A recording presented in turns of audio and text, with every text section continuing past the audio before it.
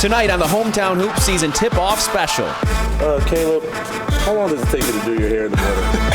The SVSU men's basketball team has some fun. Why Northwood's Jordan Nuremberg is on the path to greatness. And what you want to do with your fame and everything you've been able to do. Well, tell me a little bit more about that. We go one-on-one with Spartan freshman Miles Bridges.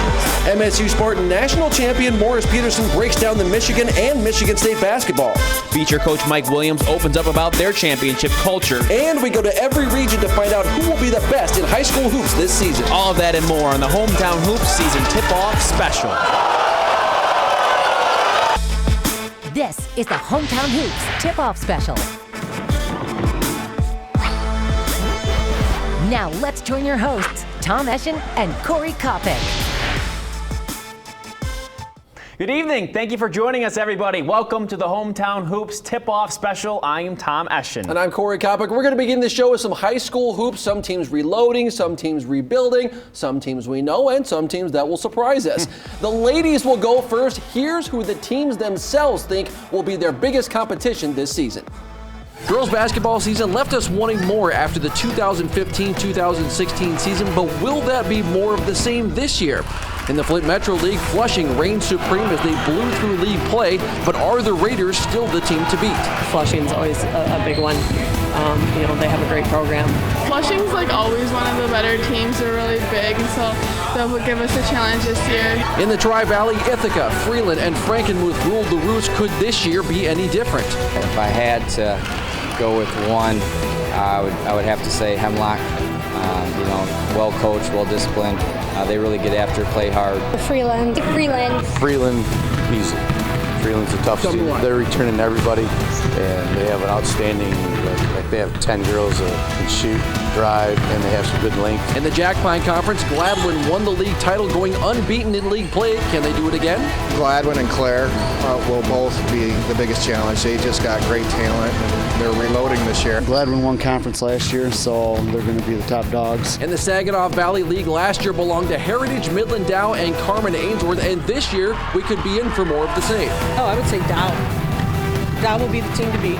Carmen Ainsworth is Carmen Ainsworth. They reload every year. There's no secret. Dow and Heritage are the teams to beat. Heritage will be a challenge for us this year, and Midland High also. Both teams feature multiple college-bound basketball players. In the GAC, Hamady and Goodrich both went unbeaten in league play, but that's a difficult task to repeat. Corona, they've got a really, really nice team this year, and I think that'll be a really tough challenge for us.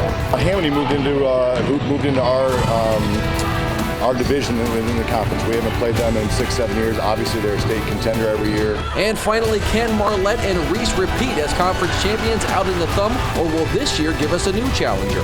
Here it is. If you want to win our league, you got to beat Reese and you got to beat USA. So we learned that there are any number of teams that could break through, repeat, or even challenge for a state title this year. We'll find out at the Breslin Center in March. All right, now it's the boys' turn. I kind of get the feeling this is where our surprises are going to come from this year. We have some very competitive conferences, especially at the top. Who is the team to beat this year? Let's find out. Beecher always. Beecher always. I mean, they're state champions for the last 5 years. They're probably going to do it again this year. We know all about Beecher. In the GAC and beyond, things are a little complicated in the Thumb. I think USA and Reese are going to be two of the tougher teams in the Thumb. But USA and Reese both have their own response. Reese, probably athletically. Bad Axe went 20-0 in the regular season last year. So Bad Axe, they're confident. So honestly, I think we're the best team if we play like we can. In the Jack Pine, Beaverton a clear leader. Yeah, always Beaverton. Yeah, I think Roy always does a good job coaching. We think Meridian's got everybody back, and they were young last year. The Flint Metro, well, looks a lot like last year. Flushing. I think Flushing won our league last year. Biggest challenge probably Howard, I think. But just because they come out with their A game and we come out with our A game. The Saginaw Valley League features talent at the top, too, and a lot of it. Saginaw's Julian Taylor agrees. Of course, Arthur Hill's going to be a good team, and Midland and Midland Dow. They all have returning players. Heritage is going to be good. Meanwhile, the Tri-Valley looks pretty wide open. Bridgeport, they get up and down the floor fast, a lot of pressure, a lot of athletes, and they're returning most of their starters. Haven't beat Alma yet in basketball ever since sophomore year, so I'm trying to get past that. We should be first. And most likely, someone who wasn't mentioned will emerge as this season's best of the best. With that said, Morris Peterson getting set to join us in studio. But before that, kids don't care about how much you know until they know how much you care. we sit down with four-time state champion at Beecher, Mike Williams, who's challenging not only his team but himself too as he fights a very personal battle. You're watching the Hometown Hoops Tip-Off Special. Sponsored by Security Credit Union. Dedicated, secure, trusted.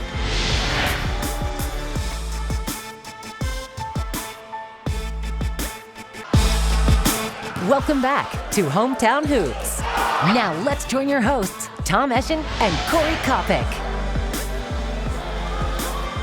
Well, with plays like this, Beecher boys basketball won their fourth state title in 5 years last season, but they haven't lost their hunger for a state title. That stems from their coach, Mike Williams. He recently was diagnosed with multiple sclerosis, but that hasn't stopped them from creating champions on and off the court in Flint.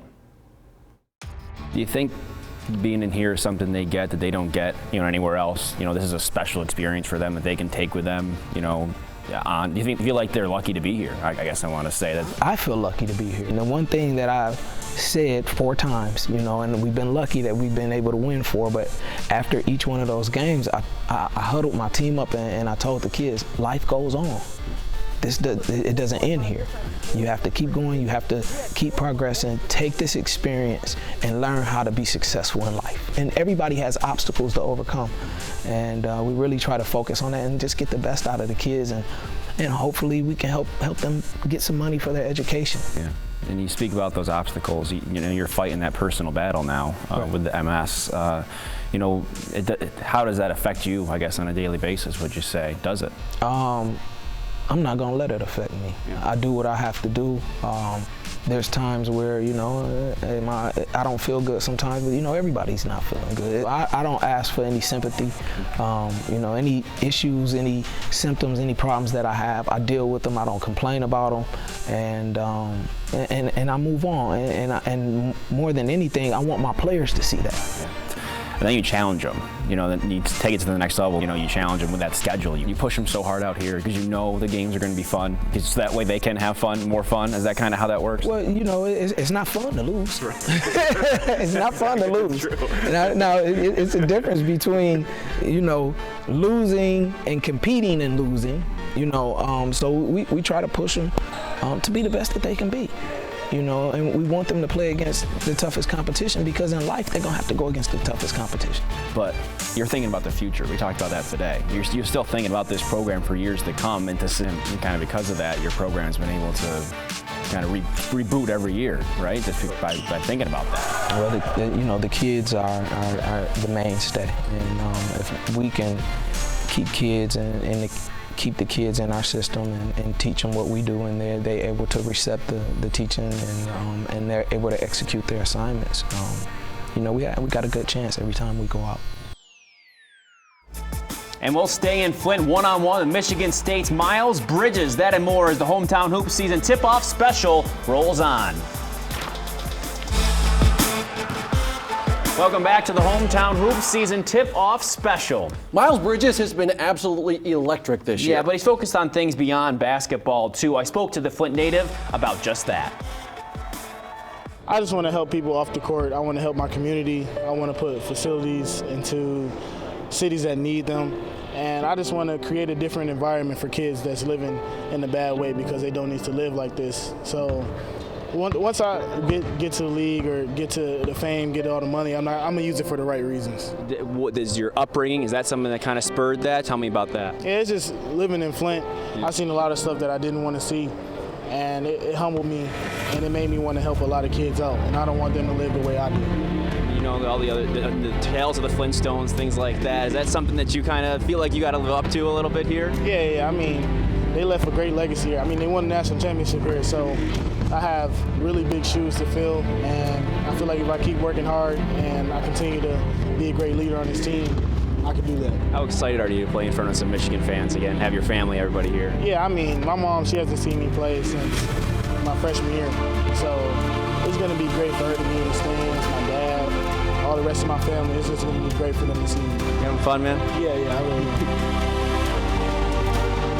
Yeah, and obviously you can see, I think the word is maturity, really, when you think of Miles. And when you think of maturity, you think of some great Michigan State players in the past. So now we bring in one of those. Morris Peterson joins us now in studio, former Michigan State Spartan, NBA star. Thanks so much for joining us. And a Flintstone as well, just like Miles. You watched that interview with Miles. What do you take away from that? You know, what's one thing that you say strikes you about Miles Bridges? I would have to say dynamic.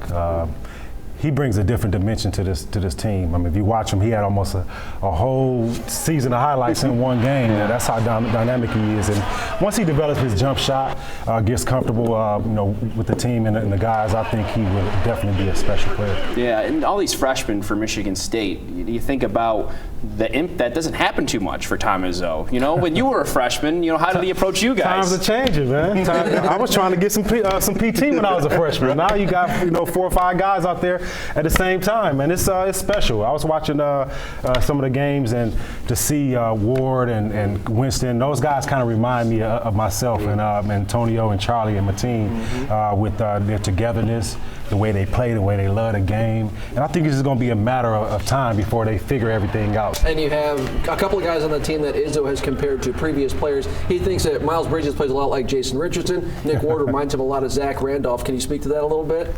You know what? You hit the nail on the head.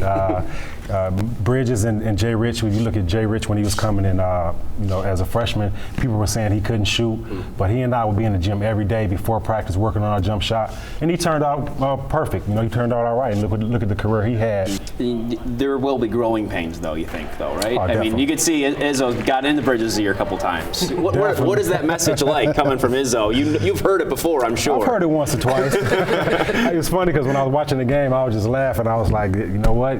You got to let him have it. You have to, help him correct him on his mistakes, and that's what it's all about. Listening to your coach, listening to the guys that can help put you in a position to take your game from point A to point B. Well, you have this group of players that everybody's talking about, the freshmen, but you also have players left over from last year who are going to be key contributors. Aaron Harris, Tum Nair, Matt McQuaid. How important are they to the success of this team? And, their team is different from ours. Like we talked about, when you look at our team and how we were made up, we had some older guys, or and we had Jason come in and fill in blanks.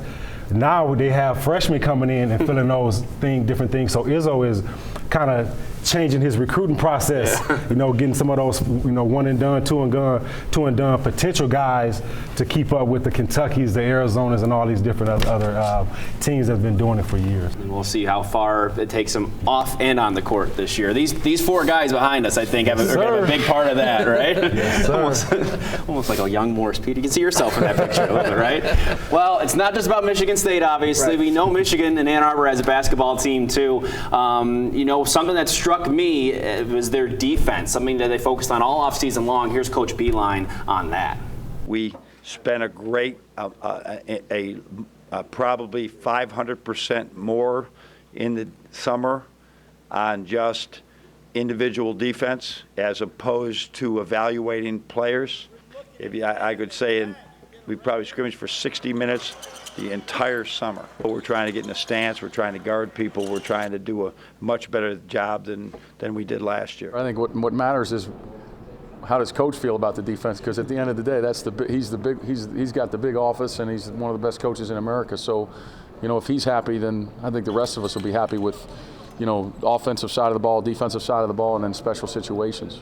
And that was Billy Donlin, who came over from Wright State, and you could just sense that they've shifted the culture. Please don't say Wright State around me, man. That's like a sore spot in my heart. You was mentioning this before. What about Wright State again? We lost him in my senior year, and that still hurts, man. That still hurts.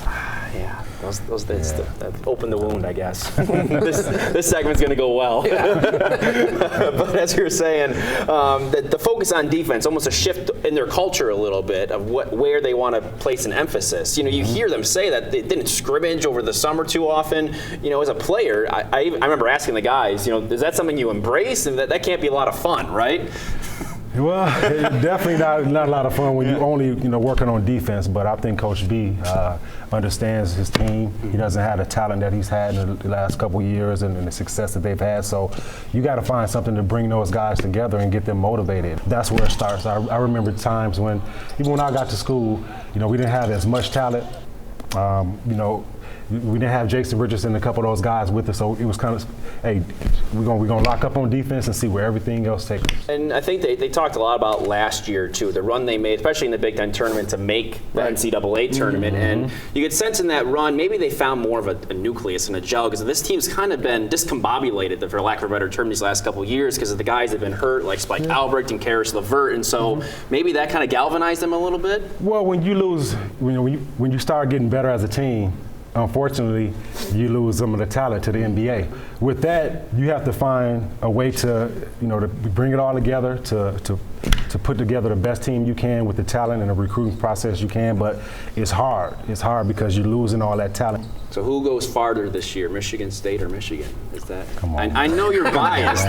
Corey, what do you think? I would say Michigan State just because they have more talent, but Michigan actually has a lot more experience. So, and Coach B, you know what? Defense wins championships. Yeah, there you go. But also, my Spartans and those guys, they got a young team. Been playing well, and I'm just looking forward to that matchup. During Michigan week, I got to come back during Michigan week. We should get Glenn Rice on the set and see what he says. Oh, yeah. Northwestern grad. Right? Those Flintstones, get them all back in here. And we all stick together, too. Yeah, absolutely. I know we do. You will, you do. All right, thank you so much, Morris, for joining us. We appreciate it. Great analysis, stuff that we can really think about as we start watching the games here. Thank you, fellas. Go green. Still more to come. Thanks, Morris. Our path to greatness featuring Northwood's Jordan Nuremberg. Her story next as the Hometown Hoop season tip-off special continues. Welcome back to Hometown Hoops. Now let's join your hosts, Tom Eschen and Corey Kopic. Much of Northwood's basketball success this year will hinge upon the performance of redshirt senior Jordan Nuremberg. She joined the 1,000-point club, and she's come a long way since her freshman season. Here's her story. Jordan Nuremberg is a junior from St. John's, Michigan, who is in line to rewrite the record books at Northwood University, but it hasn't been easy, especially after a big setback her sophomore year. Yeah, my sophomore year, I took a medical redshirt. So I had surgery on my knee again, but it was a blessing in disguise. I'm here 5th year, and I appreciate it. Her teammates were told Jordan could play, but they never got to see it. The rest of the team watched as she rehabbed and suffered through the pain. She was kind of like a surprise to me because I wasn't expecting what was about to happen, just because she was such a great player, and for being off for so long, she just, I don't know, she was just a natural. And any athlete will tell you injuries take their toll not only on the body, but on the spirit as well. The hardest part about that was definitely sitting out and watching the team do things without me. Watching them go on road trips and getting dressed for games was definitely the hardest part. I don't like to sit out. But Jordan didn't let the injury define her. She made a very big jump last year from her sophomore year to her junior year, and I think caught some people in our league maybe by surprise. As of right now, only 4 members of the Northwood University Athletic Hall of Fame come from the women's basketball team. But if Jordan continues to put up numbers the way she has, that might be a real possibility for her, even though that's not really one of her goals. I think it'd be cool to be an All-American. Obviously, that's a big reach, but I think one of my goals was being in the 1,000-point club, and I obtained that, so that was kind of cool. After college, the time will come when she tackles her career and life off the court, and she'll be ready. Right now, her focus is on contending with the constant double team she's seeing this year and how she can help take this team to a GLIAC championship. Thank you very much for that, Corey. We'll wrap things up in a second, but first, time to have some fun with SCSU basketball. That and more on the Hometown Hoop season kickoff special. The SVSU men's basketball team, second in the nation. We had some fun about their coach, Randy Baruth. Coach made fun of my new hairdo last year and said I look like a Trojan. And I think he compared my game to like a Shaquille O'Neal with a mixture of LeBron and Blake Griffin. So I think that was pretty generous for him to say, Started yelling at me and he said, if you ever roll your eyes at me again, I'm going to ship your butt back to Australia. And that was a bit of a wake-up call. I'd probably say I made a few turnovers. He probably just tells me to get a brain. So, do you think you've gotten a brain since then? Yeah, I'd like to say I've gotten a brain since then. So. You guys think you have? He's getting there. Be sure and watch Hometown Hoops every Friday night right here on NBC 25 and Fox 66. Have a good night. All right.